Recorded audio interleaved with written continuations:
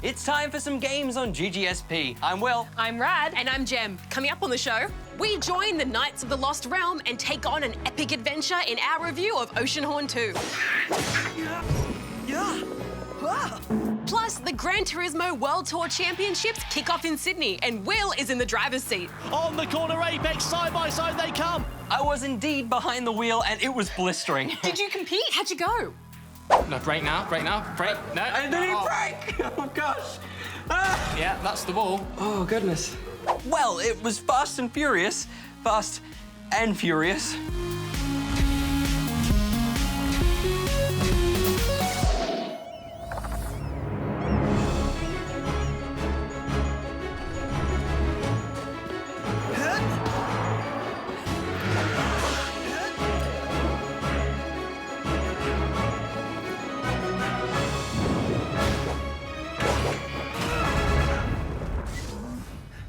Released as an Apple Arcade exclusive, Oceanhorn 2 Knights of the Lost Realm is the prequel to the action-adventure game Oceanhorn Monsters of Uncharted Seas, which came out way back in 2013. Indeed, Jem. Hex and Barjo actually reviewed that on PC and gave it 3 rubber chickens each. Oceanhorn 2, however, takes place 1,000 years before the events of the original.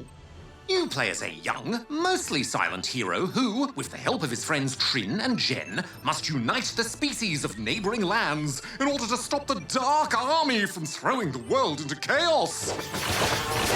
Just another day in the life of a video game protagonist. Yeah, we're not exactly treading new ground here, but it's a simple setup that moves things along at a good pace, and there's a good flow between missions. Combat is equally simplistic. You can switch between a collection of different weapons in the radial menu, or pick up ones dropped by fallen enemies. Once you're armed, you can go to town hacking, slashing, and occasionally dodging whatever comes your way. It's nice and easy to pick up, but I don't feel like it really evolved enough to keep my interest. Yeah, there's not a lot of meat to these encounters outside of the main boss fights. And even those are very telegraphed and easy to beat once you've got the enemy's routine down. But I will say, I wouldn't have minded a bit more help from my so-called companions. Guardian. From the radial menu, you can command Trin and Jen to attack certain enemies, in theory. Instead, you'll often get them either standing around or swinging at thin air. Mission accomplished. Good job, guys. Thanks for the help. At least they can be somewhat useful when it comes to puzzle solving. Trin. You're given time to get familiar with the basic concepts early on, like hitting levers or weighing down floor tiles to trigger events. You're later given a magical blaster that allows you to cast spells to navigate and overcome obstacles, like channeling electricity into antennae to unlock gates, or creating ice platforms to cross large areas of water. They're not very challenging though, and I could have done with a little bit more variety. But I will say you're never stuck wondering what you're meant to do next. You know you have what you need, and it's just about applying the solution in the right way, which is something I really value. I think there were a few times when I actually put too much thought into the solution and completely missed the most obvious answer. Something I was curious about is how you two found the similarities between Oceanhorn 2 and The Legend of Zelda. I recall the original being quite heavily inspired by it from a gameplay and stylistic perspective. There is definitely some overlap between this and Breath of the Wild, even down to our main character's appearance, and the insistence that I smash as many pots as possible.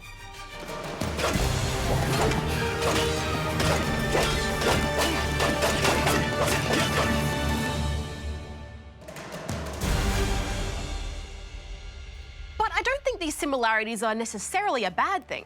While it's not as polished or as dense as The Legend of Zelda, the pieces it has adapted and made its own work. And visually, Oceanhorn 2 is gorgeous, with some very unique landscapes that I really enjoyed getting to explore. Yeah, it looks really charming. But the problem for me is that because Breath of the Wild is so good, the shortcomings in Oceanhorn stand out that much more. But at the same time, we've got to remember that's comparing a AAA title with a massive budget to a mobile game from a smaller studio. So it's not really fair to judge Oceanhorn based on that. Exactly. I will say the only thing that really annoyed me here was the control layout. We played Oceanhorn 2 on an iPad, and maybe it was because of my big thumbs and small hands, but I found I was constantly bumping buttons accidentally while trying to get around, which made for a very frustrating time. With my onboard neural network system, I had no such problems. But I can see how that would affect your enjoyment.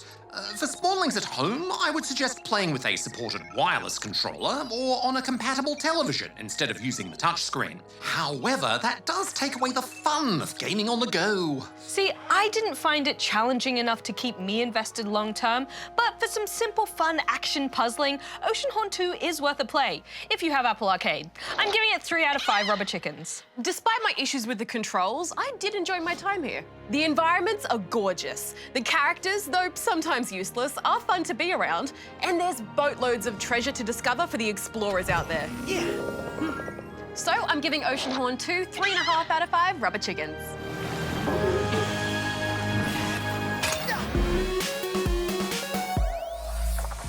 So I said I don't get out of bed for less than 12 teraflops. Oh, you're in shot. Quick, get out. Welcome to The Scoop. As a highly reputable news bot, I'll be bringing you spawnlings all the important hard-hitting news from the world of G and PG gaming. First up, Plants vs. Zombies 3 has announced a soft launch for select regions, along with a new trailer. While Australia may have to wait for the soft launch, which is kind of like an early access period, the trailer revealed new details about this third installment to the Tower Defense series. We know to expect changes to the way sunlight is produced, along with social play, more detailed 3D graphics, and gameplay in portrait mode rather than landscape. Oh, I can't wait to see if the Zombots are back. Moving on, and fresh off the back of news that 2 more Stardew-related projects are in the works, Concerned Ape has revealed he's working on yet another new content update for Stardew Valley. He did not say what this 1.5 update would contain, and the massive 1.4 content update was only recently rolled out. But you won't hear Stardew Valley fans complaining about more free stuff for this beloved game. Stardew also recently celebrated the 4th anniversary of its release, wishing you an abundance of star drops and plentiful crop yields, Stardew. In Pokemon news, details of a new mythical Pokemon for Pokemon Sword and Shield have been confirmed. Behold, Zarude! Zarude is said to be a dark and grass-type rogue monkey Pokemon with sharp claws, vine mastery, and leaf guard ability. Zarude is also hostile to those who are not part of its own pack.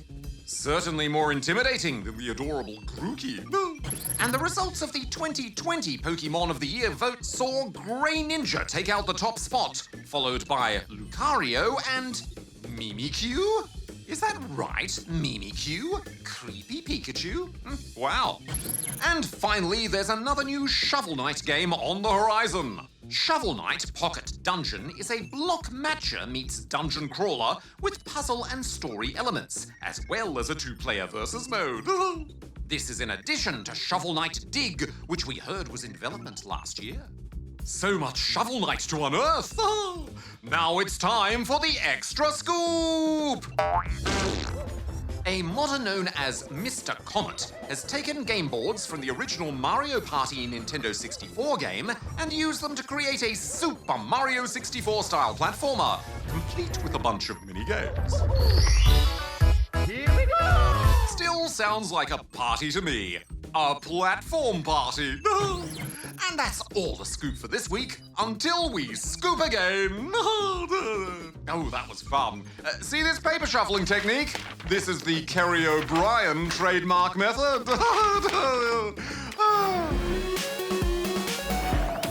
The roar of the crowd. The rumble of the engine. The squeal of burning rubber. And we're not even near a racetrack. This is the Big Top at Sydney's Luna Park, and I'm here for the start of the Gran Turismo Championship for 2020. Let's race.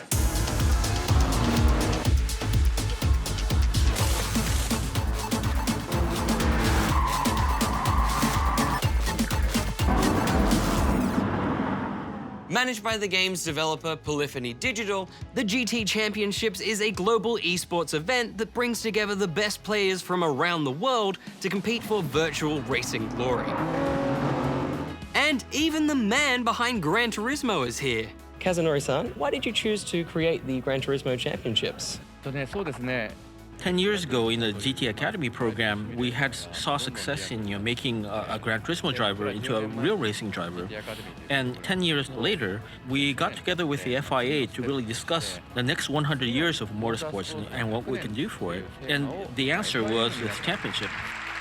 Now, you've chosen Sydney as the first location. Why is that? I've always wanted to host the event in Australia because I knew that for a fact that there's a lot of GT fans in Australia. The tournament has two divisions. The Manufacturer Series, in which teams representing different car makers go head-to-head, with teams of 3 taking turns driving during the race. And then there's the Nations Cup. 24 individual drivers from around the world battle it out in order to make it into the finals. This is the first time the World Tour competition has come to Australia, but that doesn't mean that our Aussie racing pros haven't made their mark. In fact, they're some of the best in the competition. How did you get into this? Playing since an early age helped, but basically just playing online and just doing well enough to get into these events. My father he owned an arcade, and they were playing Gran Turismo 3 there, and he decided, well, I'm pretty decent at this, so let's give the kid an old try. How did you get here? How do you train for this? Because it's a very unique sport. There is no substitute for practice, and I think the big thing is the racing. It gets more and more competitive, so you've got to raise your game. What advice do you have for younger gamers that want to get into this scene? Don't be afraid to be slow. It's okay to go slow at the start and build up from there, so you don't have to be a hero and go for a golden time on your first go. Go for it. Follow your dreams. If this is really what you want to do, then don't be afraid to dedicate. I consider myself a bit of a GT driver, but I might not quite be up to scratch to join in the GT Championship, so I've brought in a GT professional here, Adam, who's going to give me some tips and tricks on the racetrack. Automatic. So you can change the gears using the pedals. Yes, right. So you want to go down 2 gears. Yep. And then brake. I've done terribly. Brake a bit more. So brake this one, brake. Down, brake more. Too late again. Okay. So yes, that's the 4th time you've done that. The joy of it. There's no danger, you know. It's true, yeah. Just power them through. But you did need to brake that. I did need to brake that one. Yeah, so we've got a left. Brake now. Brake. No. I didn't brake! Oh, gosh. Yeah, that's the wall. Oh, goodness. Oh, all right, Adam. Do you think I'm good enough to be up there with the champs? You might need a few more years practice, I'd say. All right. Well, I didn't have years, I only had seconds because I was being thrown straight into a race against the pros. But luckily, I had teammate Simon to help me out. Are we gonna win this? Oh, always. Absolutely. Before I knew it, the race was on and something amazing happened. A miracle! I was doing it. And then this happened. It might have looked bad, but I had them exactly where I wanted them. So I handed over to my partner Simon to bring this baby home.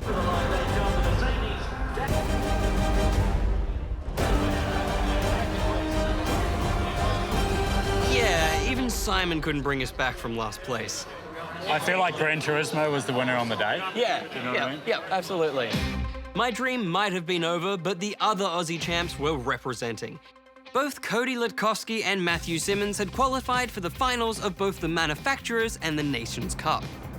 In the Manufacturers Cup, a big wipeout overtook Cody's team Mercedes-Benz out of the race, whilst Matthew's team Porsche battled it out with Team BMW for first place. In the end, BMW just edged out Porsche for the Cup, with Lexus coming in 3rd.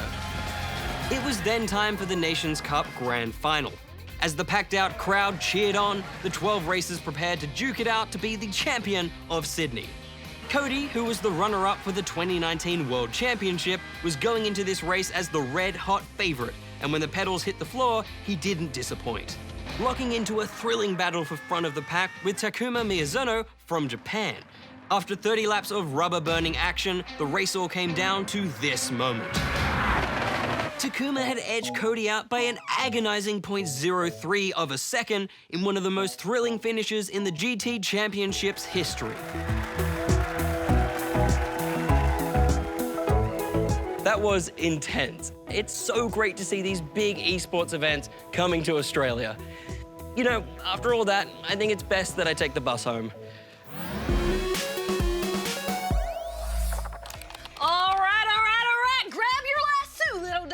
Because it's time for a good old-fashioned question roundup. Yeehaw! Yay-hindy! Arcade! What exactly is that, Rad?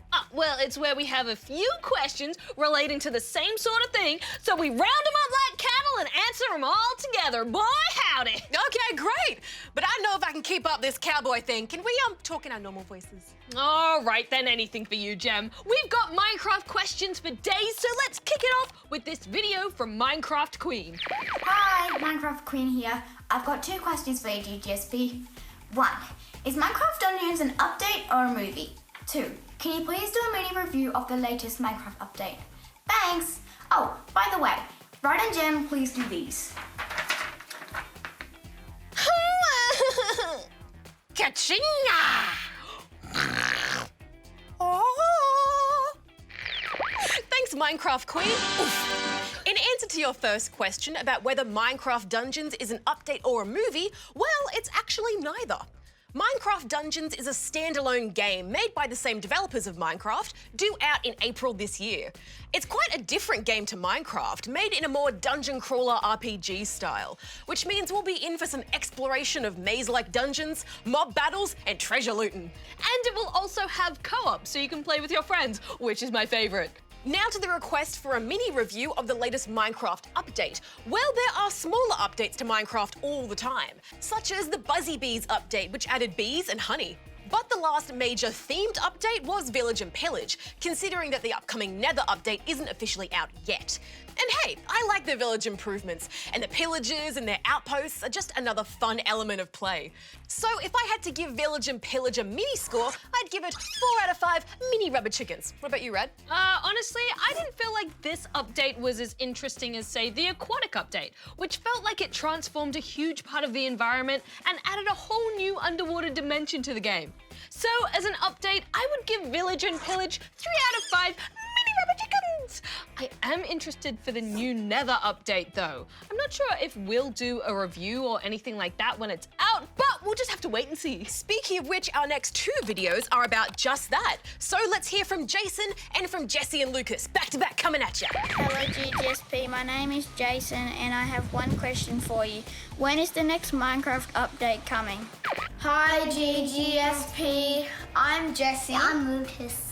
And we were wondering, when will the next Minecraft update be, and what will it include? Thanks, bye!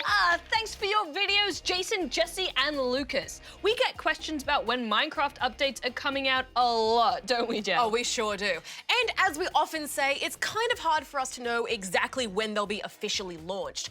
The devs usually don't give us heaps of notice or specific dates in advance, probably because they want to make sure everything will be ready to go before they announce an official release across multiple platforms. If I had to guess, I'd say maybe sometime in the first half of the year. But your best bet is to keep an eye on the Minecraft News webpage for the official word. As we've said, the next big update will focus on the Nether, with new mobs, biomes, and features for this region. And if you have Java Edition, you can actually test out early versions of updates by enabling snapshots in your launcher. Snapshots give you a, well, snapshot of what the devs are working on. The Nether update snapshot shows off things like new Nether biomes and the new material, netherite. Oh, nevertheless, I can't wait to craft with netherite. Apparently, netherite tools are faster and stronger than even diamond ones. Ooh, exciting! Oh, be prepared for bugs though, because as we said, snapshots are just early stage glimpses of what's to come. Moving on to another Minecraft matter, and this one is from Max K in the Northern Rivers, New South Wales. Why is Minecraft so unpopular? It is a perfectly good game with so many cool features, yet people would rather play Fortnite. And do you guys still like Minecraft? Thanks, Max K. As for why Minecraft is so unpopular, well, I don't actually agree that it is. Yeah, heaps of people play it. In fact, I'm pretty sure Minecraft is still one of the most popular games of all time. I'm sure I read something about that last year. Let's see if Darren remembers. Darren remembers everything. Hello, you've reached Darren.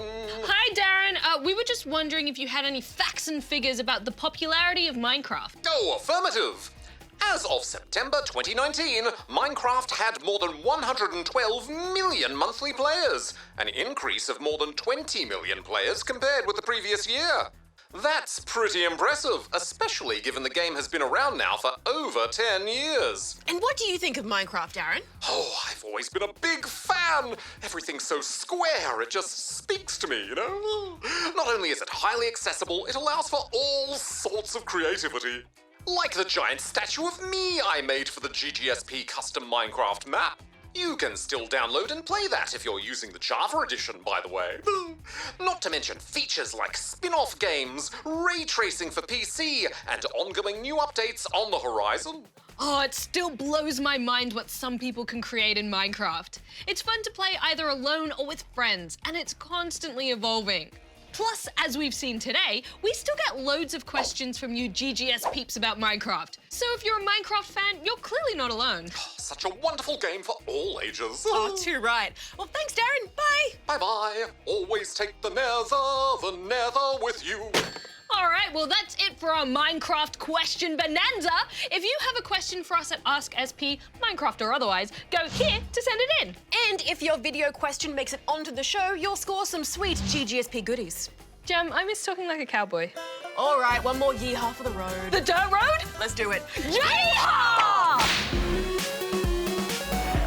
We've reached the end of another episode, but get excited for next week, because we'll have our review of Ori and the Will of the Wisps. Plus the manic vertical multiplayer of Crossy Road Castle. And of course, don't forget to catch our extra snack-sized segments on the ABC Me app. This week, we take on the challenge of playing Trials blindfolded. Lean back, see if we can do a flip. Let's flip. Okay. The flip was unnecessary. I hope nothing was damaged in the process. Just some egos, Darren, and maybe some controllers. Oh, those poor buttons. Oh, gee, thanks, Darren. Well, until next time, may all your games be good ones. Will out. Gem out. Rat out. Darren out. Oh, that microcircuitry's very sensitive.